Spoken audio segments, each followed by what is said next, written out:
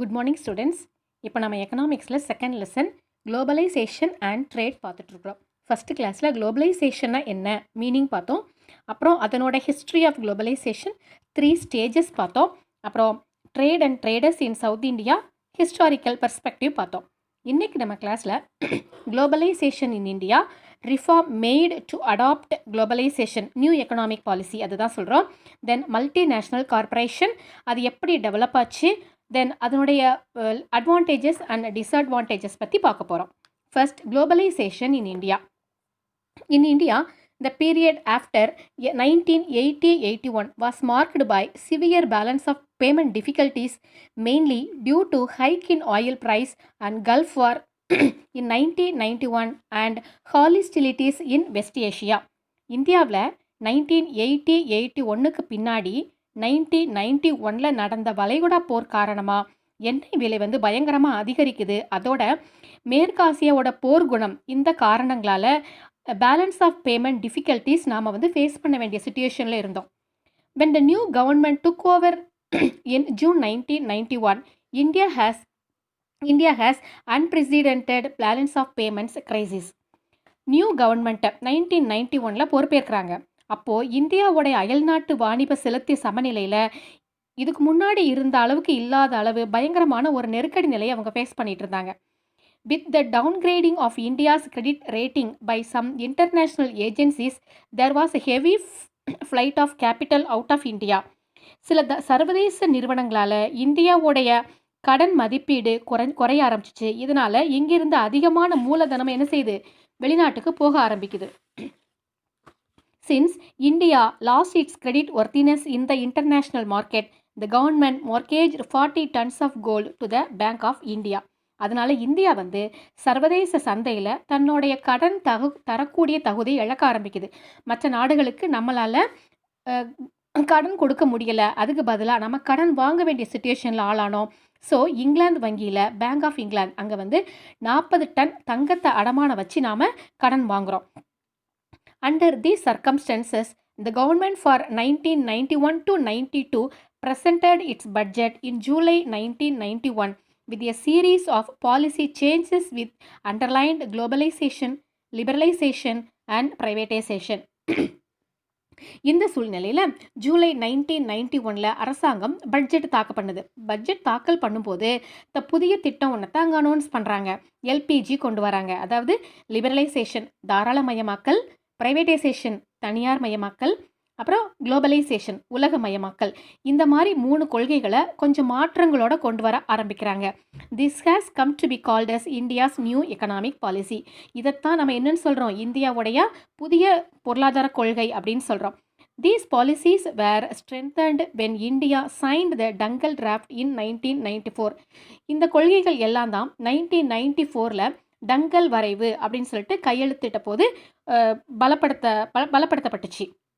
Next, reforms made to adapt globalization. உலகமயமாக்கல் அது சார்ந்த சீர்திருத்தங்கள் என்ன, ரிஃபார்ம்ஸ் என்ன, new economic policy in India.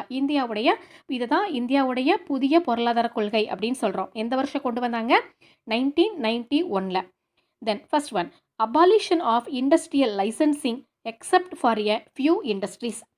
சில தொழிற்சாலைகள் தவிர தொழில் உரிமம் பெறுவதை இது நீக்க ஆரம்பிக்குது. எல்லாத்துக்கும் உரிமம் வேணும் அப்படிங்கிறது இல்லாமல் சிலவற்றுக்கு தவிர தொழில் உரிமம் பெறுவதை நீக்கியது. Second, reduction in the number of industries reserved for public sector. பொதுத்துறை நிறுவனத்துக்கு ஒதுக்கப்பட்ட தொழிற்சாலைகளோட எண்ணிக்கை கொஞ்சம் கொஞ்சமாக குறைக்க ஆரம்பித்தாங்க. Then fixation of a realistic exchange rate of rupee to exchange exports of Indian goods. இந்தியாவுடைய பொருட்களை ஏற்றுமதி பரிமாற்றத்தில் நிலையான பணத்தின் மாற்று விகிதத்தை இவங்க சரி பண்ணுறாங்க. Next, fourth one, foreign private sector by making rupee convertible on trade current account and by reducing import duties. வெளிநாட்டு தனியார் துறை நடப்பு கணக்கில் இறக்குமதி வரியை குறைக்கணும். அப்படி இறக்குமதி வரியை குறைச்சோம் அப்படின்னாக்கா வருவாய் மாற்றத்தில் கொஞ்சம் சேஞ்சஸ் கொண்டு வர முடியும் அப்படின்னு சொல்லிட்டு அவங்க பிளான் பண்ணாங்க. Next one, foreign exchange regulations were suitably amended. அயல்நாட்டு செலாவணி ஒழுங்குமுறை இது பொருத்தமாக கொஞ்சம் கொஞ்சமாக சேஞ்ச் பண்ணுறாங்க, அமெண்ட் பண்ணுறாங்க. The statutory liquidity ratio SLR was reduced to increase lending by RBI. இந்திய ரிசர்வ் வங்கியால் வழங்கப்பட்ட சட்ட ரீதியான நீர்மை விகிதம் அது என்ன செய்கிறாங்க, கொஞ்சம் கொஞ்சமாக இன்க்ரீஸ் பண்ணுறாங்க. இந்த மாதிரி கொண்டு வர்றதுனால இந்தியாவில் ஒரு நியூ எக்கனாமிக் பாலிசியை நம்ம வந்து அடாப்ட் பண்ண முடியும் அப்படின்னு சொல்லிட்டு டங்கல் திட்டத்துக்கு பிறகு இந்த வரைவை மேற்கொள்கிறாங்க. நெக்ஸ்ட் பார்க்க போகிறது மல்டிநேஷ்னல் கார்பரேஷன், எம்என்சி. எம்என்சினா பன்னாட்டு நிறுவனங்கள். Multinational corporation is a corporate organisation which owns or controls production of goods and services in at least one country other than its home country. பன்னாட்டு நிறுவனம் அப்படிங்கிறது ஒரு நாட்டில் பண்டங்கள் பணிகளை உற்பத்தி செய்யக்கூடிய அல்லது கட்டுப்படுத்தக்கூடிய ஒரு பெரிய நிறுவனம். வேறு கண்ட்ரியை சேர்ந்தவங்களாக இருப்பாங்க. அவங்க இன்னொரு நாட்டை அடைக்கலமாக எடுத்து அங்கே இருந்து தன்னுடைய ப்ராடக்ட்ஸை அவங்க உற்பத்தி பண்ணுவாங்க, அல்லது அந்த நாட்டோடைய பொருட்களை தரமட்டமாக்கிட்டு தங்களோடதை மட்டும்தான் அவங்க பெருசாக சேல்ஸ் பண்ணுறதுக்கு ட்ரை பண்ணுவாங்க. தென் எவல்யூஷன் ஆஃப் எம்என்சி. இது எப்படி வளர்ச்சி அடைய ஆரம்பிச்சிச்சு? எம்என்சி ஒரு நாட்டிலேருந்து இன்னொரு நாட்டுக்கு எப்படி வளர ஆரம்பிச்சிச்சு? அதனுடைய பரிணாம வளர்ச்சி என்ன? Like the East India Company which came to India as a trading company and then its net throughout the country to become politically dominant. These multinationalists first start their activities in extractive industries or control raw materials in the host countries during 1920s and then slowly entered into the manufacturing and service sectors after 1950s. Most of the MNCs at present belong to the four major exporting countries, namely USA, UK, France, Germany. However, the largest is American. 11 of the 15 largest multinationals are Americans. அதனுடைய பரிணாம வளர்ச்சியை பார்க்கலாம். கிழக்கிந்திய நிறுவனம், இந்த east India company இருக்கு இல்லையா, ஒரு வர்த்தக நிறுவனமாக தான் இந்தியாவுக்கு ஃபஸ்ட்டு வந்தாங்க. அதுக்கு பின்னாடி அரசியல் ரீதியாக நாடு முழுவதுமே பரவலாக அவங்க டாமினேட் பண்ண ஆரம்பிக்கிறாங்க, ஆதிக்கம் செலுத்த ஆரம்பிக்கிறாங்க. 1920s பன்னாட்டு நிறுவனங்கள் முதல்ல பிரித்தெடுக்கப்பட்ட தொழில்களில் அல்லது தொழில் நடத்தக்கூடிய நாடுகளோட மூலப்பொருட்களை கட்டுப்படுத்தி, மூலப்பொருட்களை ஃபஸ்ட்டு எங்களுக்கு கொடுங்க, ரா மெட்டீரியல்ஸ் எங்களுக்கு கொடுங்க, நாங்கள் உங்களுக்கு ஃபினிஷ்டு ப்ராடக்டாக மாற்றி தரோம் அப்படிங்கிற நோக்கத்தில் தான் முதல்ல உள்ளே வர்றாங்க. 1950ஸ்க்கு பிறகு உற்பத்தி அப்புறம் தன்னோட பணிகள் துறையில் எல்லா ஃபேக்ட்ரிஸுமே நாங்களே இங்கேயே செட்டப் பண்ணிக்கிறோம், எல்லாத்தையுமே இங்கேயே நாங்கள் ப்ரொடியூஸ் பண்ணுறோம் அப்படின்னு சொல்லிட்டு பணிகள் துறையிலையும் அவங்க இன்வால்வ் ஆகுறாங்க. இப்போ இந்தியாவில் பொறுத்த வரைக்கும் 4 பெரிய ஏற்றுமதி நாடுகள் நம்ம நாட்டில் இருக்கிறாங்க. எம்என்சி கம்பெனிஸ் 4 பெரிய 4 கண்ட்ரீஸில் இருந்துருக்குறாங்க. எதெல்லாம் அப்படின்னா அமெரிக்கா, இங்கிலாந்து, ஃப்ரான்ஸ், ஜெர்மனி. இந்த நிறுவனங்கள்லாம் நம்ம நாட்டில் பெரும்பான்மையாக இருக்குது. இவற்றிலேயே ரொம்ப அதிகமாக இருக்கக்கூடிய மல்டிநேஷ்னல் கம்பெனி எது அப்படின்னா இந்தியாவில் 15 பெரிய நிறுவனங்களில் 11 அமெரிக்காவை மட்டுமே சார்ந்ததாக இருக்குது. Then growth of MNCs in India. இந்தியாவில் அவங்க எப்படி வளர ஆரம்பித்தாங்க? A common form of MNC participation in Indian industry is through entering into cooperation with Indian industrialists. Trends of liberalization in the 1980s gave a substantial spurt to foreign collaborations. This would be clear from the fact that of the total 12,760 foreign collaboration agreements signed between 1948 to 1988. இந்திய தொழில்துறையில் பன்னாட்டு நிறுவனங்கிறது ஒரு பொதுவான வடிவத்தோட இந்திய தொழில் அதிபர்களோட ஒத்துழைப்போட மட்டும்தான் உள்ள நுழைஞ்சிருக்குது. யாருடைய பெர்மிஷன் இல்லாமல் அவங்க ஈஸியாக உள்ள நுழையலாம் முடியாது. 1980s தாராளமயமான போக்குகள் இது வெளிநாட்டு ஒத்துழைப்புக்கு கணிசமான பங்கை அளிக்க ஆரம்பிக்குது. 1948 இருந்து 88க்கு இடையில கையெழுத்தான 12,760 மொத்த வெளிநாட்டு ஒப்பந்தங்களில் இந்த மாதிரி 12,760 ஒப்பந்தங்கள் கையெழுத்தாயிருக்குது. இந்த ஒப்பந்தங்களை வச்சு நாம் எத்தனை ஃபாரின் கம்பெனிஸ்க்கு நம்ம பெர்மிஷன் கொடுத்துருக்கோம் அப்படிங்கிறது நமக்கு தெரிய வருது. As a result of liberalized foreign investment policy, that is FIP, announced in July-August 91, there has a further spurt of foreign collaborations and increased flow of foreign direct investment. 1991 அறிவிக்கப்பட்ட தாராளமயமாக்கப்பட்ட வெளிநாட்டு முதலீட்டு கொள்கை FIP இது வெளிநாட்டு ஒத்துழைப்புகள் அதிகரித்து வெளிநாட்டு நேரடி முதலீடு ஃபாரின் டைரக்ட் இன்வெஸ்ட்மெண்ட் இதுவும் நம்ம நாட்டில் இப்போது இன்க்ரீஸ் ஆக ஆரம்பிச்சிருச்சு. Then reasons for the growth of MNC. எம்என்சியோட வளர்ச்சிக்கு என்னென்ன காரணங்கள், எதனால் அவங்க இவ்வளோ ஸ்பீடாக இந்தியாவில் வந்து கால் பதிக்கிறாங்க, எப்படி இவ்வளோ ஃபாஸ்ட்டாக வளர்ந்தாங்க, அதுக்கு என்ன ரீசன்ஸ் அப்படின்னு பார்க்கலாம். எக்ஸ்பென்ஷன் ஆஃப் மார்க்கெட் டெரிட்டரி, சந்தை நிலப்பரப்போடைய விரிவாக்கம். As the operations of large-sized firm expand, it seeks more and more extension of its activities beyond the physical boundaries of the country in which it is incorporate. பெரிய அளவிலான நிறுவனங்கள் விரிவடைஞ்சிக்கிட்டே இருக்குது. அவங்க வந்து நம்ம நாட்டுக்குள்ளே வந்து ஒரு ஸ்மால் யூனிட்டாக ஆரம்பித்தவங்க நல்ல ப்ராடாக பண்ணுறாங்க, நிறைய கிளைகளோட ப்ராடாக பண்ணுறாங்க. அப்போது அந்த நிறுவனம் என்ன நினைக்கிறாங்கன்னா, உள்நாட்டில் அந்த புவியியல் எல்லைகளுக்கு அப்பாலையும் தன்னுடைய செயல்பாடுகளை கட்டுப்படுத்தணும் அப்படின்னு பிளான் பண்ணுறாங்க. நாம தான் இதில் நம்பர் 1 இருக்கணும். ஸோ எங்கெங்கெல்லாம் நம்மளால் பிரான்ச்சஸ் ஓப்பன் பண்ண முடியுமோ அங்கங்கெல்லாம் ஓப்பன் பண்ணணும் அப்படின்னு சொல்லிட்டு அவங்க பிளான் பண்ணுறாங்க. The expansion of market territory, எல்லா இடங்களையும் தங்களுடைய மார்க்கெட்டை அவங்க நிலைநிறுத்துறாங்க. The second one, marketing superiorities, சந்தைப்படுத்துறதுல மேன்மையான மெத்தட்ஸை அவங்க ஃபாலோ பண்ணாங்க. A multinational firm enjoys a number of marketing superiorities over the national firms. நம்ம நாட்டில் இருக்கக்கூடிய மார்க்கெட்டிங்கை விட அவங்களோட மார்க்கெட்டிங் சுப்பீரியாரிட்டி பல மடங்கு பெஸ்ட்டாக இருந்தது. It enjoys market reputation and faces less difficulty in selling its products and it adapt more effective advertising and sales promotion techniques. இவங்க என்ன பண்ணாங்க அப்படின்னா, நிறைய அட்வர்டைஸ்மெண்ட் பண்ணுறாங்க. இந்த அட்வர்டைஸ்மெண்ட் மூலமாக பீப்புளுக்கு இந்த கம்பெனி தான் பெஸ்ட்டு அப்படின்னு சொல்லிட்டு நமக்குள்ள ஒரு கான்ஃபிடென்ட்டாக அவங்க வரவழைக்கிறாங்க ஃபஸ்ட்டு அந்த அட்வர்டைஸ்மெண்ட் மூலமாகவும். அப்புறம் எஃபெக்டிவ் டெக்னிக்கு நிறைய நல்ல விதமான டெக்னிக்ஸ் கொண்டு வராங்க. இது வந்து ஈஸியாக அவங்களுடைய ப்ராடக்ட்ஸை மக்கள் மத்தியில் கொண்டு சேர்த்துருது. தென் ஃபினான்சியல் சுப்பீரியாரிட்டி, நிதி மேன்மை. It has financial resources and high level of funds utilization. அவங்கக்கிட்ட நிறைய நிதி வளங்கள் இருக்குது, உயர் அளவில் நிதி பயன்பாடும் அதிகமாக இருக்குது. It has easier across of external capital markets. இது அவங்களுக்கு வந்து வெளிப்புற மூலதன சந்தைகளை எளிதில் ஈஸியாக அவங்களால அணுக முடிகிற லெவலில் இருந்தது. எல்லா பக்கத்துலேயும் இவங்களால ஈஸியாக கால் நுழைக்க முடிஞ்சுது. Because of is international reputation it is able to rise more international resources. இவங்க வந்து அதனுடைய சர்வதேச புகழ் அவங்களுக்கு அடைய ஆரம்பிச்சிட்டாங்க. இதன் காரணமாக அவங்க வளங்களை என்ன பண்ண முடியும், ஈஸியாக இன்க்ரீஸ் பண்ண முடிஞ்சுது. தென் top 10 largest multinational companies in India. இந்தியாவில் இருக்கக்கூடிய மிகப்பெரிய பன்னாட்டு நிறுவனங்கள் எதெல்லாம் அப்படின்னு பாருங்கள். Sony corporation, Nestle, then Hewlett Packard, HP, Procter and Gamble, then Tata group, Citi group, Microsoft corporation, Pepsi company, IBM, the Coca Cola company. இவங்கெல்லாம் இந்தியாவில் ஸ்ட்ராங்காக கால் பதிச்சிருக்காங்க. Then fourth one, technical superiorities. தொழில்நுட்பத்தில் அவங்க எந்த விதமான சுப்பீரியாரிட்டியை ஃபாலோ பண்ணுறாங்கன்னு பாருங்கள். The main reason why MNCs have been encouraged by the underdeveloped countries to participate in their industrial development is on account of the technological superiorities which those firms possesses as compared to national companies.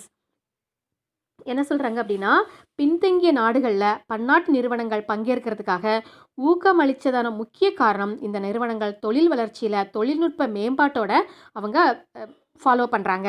பின்தங்கிய நாடுகளில் ரொம்ப backward countries இருக்கிறாங்க இல்லையா, அவங்க வந்து அந்த நாடுகளில் பன்னாட்டு நிறுவனங்கள் நீங்கள் எங்கள் நாட்டுக்கு வாங்க, உங்களுக்கு நாங்கள் ஹெல்ப் பண்ணுறோம் அப்படின்னு சொன்னதுனாலேயே இவங்க நல்லா டெவலப் ஆனாங்க. தென் product innovations. MNCs have research and development engaged in the task of developing new products and superior designs of existing products. புதிய புதிய பண்டங்கள் வந்து கண்டுபிடிக்கிறாங்க அவங்க. புதிய தயாரிப்புகள், அப்புறம் ஏற்கனவே உற்பத்தி செய்யப்பட்ட பொருட்கள் இருக்கு இல்லையா, அதை வந்து இன்னும் எப்படி பெட்டராக பண்ணலாம் அப்படிங்கிற டிசைன்ஸ் மாற்றுறாங்க. அது மட்டும் இல்லாமல் ஆல்ரெடி இருந்ததை அவங்க நியூ மெத்தட்ஸில் கொண்டு வராங்க. பன்னாட்டு நிறுவனங்கள் புதிய தயாரிப்புகள், அப்புறம் ஏற்கனவே உற்பத்தி செய்யப்பட்ட பொருட்களை மேம்பட்ட வடிவமைப்புகளாக உருவாக்குறதுக்கான பணியில் ஆராய்ச்சியிலையும் அவங்க ஈடுபட்டுருக்குறாங்க. இதனால் அவங்களால ஈஸியாக கால் பதிக்க முடியுது, ஸ்டாண்ட் பண்ணிக்கவும் முடியுது. Then advantages and disadvantages of MNC. அதனுடைய முக்கியமான நன்மை தீமைகள் என்னன்னு பார்க்கலாம். Advantages: producing the same quality of goods at lower cost and without transaction cost. பன்னாட்டு நிறுவனங்கள் என்ன பண்ணுறாங்கன்னா, குறைஞ்ச விலையில் பொருட்களை தரமாகவும் பரிவர்த்தனை செலவு இல்லாமல் உற்பத்தி பண்ணுறாங்க. ஏன்னா அவங்க வந்து நிறைய பிளேசஸை லேண்டை ஹோல்டு பண்ணிவிட்டு அந்த இடத்துலையே ஃபேக்டரியை போட்டு ரிப்பீட்டடாக அந்த பொருளை திரும்ப திரும்ப திரும்ப உற்பத்தி பண்ணும்போது அவங்களுக்கு காஸ்ட் ஆஃப் மேக்கிங் வந்து ரொம்ப குறையுது. காஸ்ட் ஆஃப் ப்ரொடக்ஷன் ரொம்ப குறைவாக இருக்கிறதுனால ரொம்ப கம்மியான விலையில் மக்களுக்கு அவங்களால கொடுக்க முடியுது. Second, MNC reduce prices and increase the purchasing power of consumers worldwide. இவங்க விலையை குறைச்சி விற்கிறதுனால உலகளவிய கன்சியூமர்ஸ் வந்து எங்களுக்கு நிறைய பேர் இருக்கிறாங்க. எப்பயுமே பாருங்கள், ரேட் எங்கே கம்மியாக இருக்குதோ நாம் அந்த கடையை தேடி போய் வாங்குவோம் இல்லையா? அதே மாதிரி இவங்க ரேட்டை கம்மியாக கொடுக்கறதுனால வேர்ல்டு வைட் இவங்களுக்கு கன்சியூமர்ஸ் அதிகமாக இருக்கிறாங்க. Third, MNC is able to take advantage of tax variation. இவங்க வந்து வரி டேக்ஸில் இருக்கக்கூடிய சேஞ்சஸை இவங்களால கொண்டு வர முடியும். டேக்ஸ் வேரியேஷனை இவங்களால அடாப்ட் பண்ண முடியும். இது வந்து இவங்களுக்கு ஒரு பெரிய ஒரு advantage. Spurring job growth in the local economies. இந்த எம்என்சி மூலமாக லோக்கல் பொருளாதாரத்தில் நிறைய பேருக்கு வேலை வாய்ப்பை உருவாக்கி தர முடியும். லோக்கல் எக்கானமிஸில் நிறைய பேருக்கு என்ன செய்ய முடியும்? வேலை வாய்ப்பை உருவாக்கி தர முடியும். ஸோ இதெல்லாம் நமக்கு கிடைக்கக்கூடிய நன்மைகள். பட் அதில் நிறைய தீமைகளும் இருக்குது. என்னென்ன லிமிட்டேஷன்ஸ், அது டிஸ்அட்வான்டேஜஸ் என்னன்னு பார்க்கலாம். They are a way for the corporations to develop a monopoly for certain products. Monopoly அப்படின்னா மார்க்கெட்டில் ஒரு பொருளுக்கு ஒருத்தர் தான் முற்றுரிமையாளர். அதாவது அந்த பொருளை அவர் மட்டும்தான் ப்ரொடக்ட் பண்ண முடியும், வேறு யாரும் அதை ப்ரொடியூஸ் பண்ண முடியாது. அதான் மொனோபோலி மார்க்கெட் அப்படின்னு சொல்கிறது. ஸோ இந்த பன்னாட்டு நிறுவனங்கள் எம்என்சி இருக்காங்களே, அவங்க முற்றுரிமையை சில தயாரிப்புகளுக்கு மட்டும் வளர்ப்பதற்கான ஒரு வழி. இதை நாங்கள் மட்டும்தான் ப்ரொடியூஸ் பண்ண முடியும், எங்ககிட்ட மட்டும்தான் இருக்கும், இதற்கு வேறு எங்கும் கிளைகள் இல்லை அப்படிங்கிற மாதிரி கொண்டு வந்துருவாங்க. Second, they are also a detrimental effect on the environment. அது மாதிரி சுற்றுச்சூழல் என்விரான்மெண்ட்டை பற்றி அவங்க கவலையே பட மாட்டாங்க. அவங்களுக்கு தேவை ப்ராஃபிட் ப்ராஃபிட் ப்ராஃபிட். அந்த ப்ராஃபிட் மோட்டிவில் அவங்க இருக்கிறதுனால என்விரான்மெண்ட்டை எப்படி வீணாக போனாலும் அவங்களுக்கு அதை பற்றி என்ன கிடையாது, அவேர்னஸ் கிடையாது. Third, the introduction of MNC into a host country's economy may also lead to the downfall of smaller local business.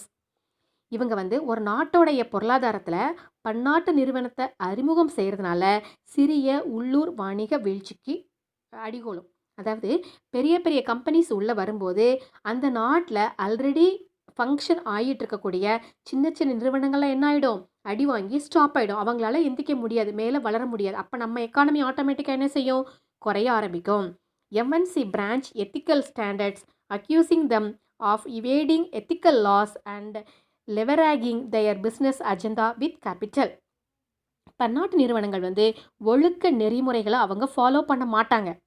தார்மீக சட்டங்களை அவங்க என்ன செய்வாங்க, குற்றம் சொல்வாங்க. இது வந்து கரெக்ட் கிடையாது, உங்களுக்கு தகுந்த மாதிரி வச்சுருக்கிறீங்க அப்படின்னு சொல்லி குற்றம் சொல்வாங்க.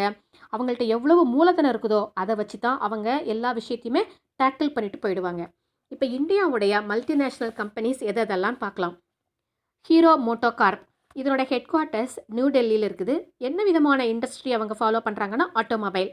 கண்ட்ரிஸ் ஆப்ரேட்டிங், எந்தெந்த கண்ட்ரிலாம் அவங்க இருக்கிறாங்க, Hero MotoCorp, Colombia, Bangladesh and Africa. Then Bajaj, headquarters is Pune, type of industry is automobile. Countries of operating, United Arab Emirates, that is UAE and Bangladesh. TVS, headquarters Chennai, type of industry automobile. Countries of operating, Brazil, Chile, Colombia, Mexico and Peru. State Bank of India, headquarters is Mumbai. அதனுடைய industry வந்து type of industry வந்து banking operations. அதனுடைய countries எங்கெங்கெல்லாம் operate பண்ணுதுன்னா Australia, Bangladesh and Belgium. Then Bharat Airtel, new Delhi communication, south Asia, Africa. FERA, ஃபெரா, foreign exchange regulation act 1974. இவங்க என்ன பண்ணுறாங்க, ஃபெரானா அந்நிய செலாவணி கட்டுப்பாட்டு சட்டம் 1974 கொண்டு வராங்க. ஃபாரின் எக்ஸ்சேஞ்ச் ரெகுலேஷன் ஆக்ட், அதனுடைய ஃபஸ்ட்டு கேபிட்டல் லெட்டரில் நீங்கள் ஜாயின் பண்ணுங்கள், FERA வரும். இந்த சட்டம் வந்து எதுக்காக அப்படின்னா, this act referred directly to the operations of MNCs in India. இந்த சட்டமானது இந்தியாவில் பன்னாட்டு நிறுவனங்களோட செயல்பாடு எப்படி போயிட்டுருக்குது அப்படிங்கிறத டைரெக்டாக மானிட்டர் பண்ணுறாங்க. Second one FEMA, foreign exchange management act, that is in 1999. அந்நிய செலாவணி மேம்பாட்டு சட்டம். ஃபர்ஸ்ட் ஒன் கட்டுப்பாட்டு சட்டம், இது மேலாண்மை சட்டம். இது வந்து under FEMA it emphasises is on management rather then regulation. இது வந்து பாராளுமன்றத்தால் 1999ல் அக்செப்ட் பண்ணியிருக்கிறாங்க. இதுக்கு வந்து கட்டுப்பாட்டுக்கு மாறாக நிர்வாகத்தை இது வந்து மேனேஜ் பண்ணுறாங்க. ஓகே ஸ்டூடெண்ட்ஸ், இன்றைக்கி நம்ம மல்டிநேஷ்னல் கார்ப்பரேஷன் எப்படி உருவாச்சு, அதனோட ஃபங்க்ஷனரிஸ் என்ன, அதனுடைய அட்வான்டேஜஸ் அண்ட் அட்வான்டேஜஸ் பார்த்துருக்குறோம். நெக்ஸ்ட் கிளாஸில் ஃபேர் ட்ரேட் ப்ராக்டிசஸும் world trade organization and impact and challenges of globalization பார்க்கலாம். Thank you students.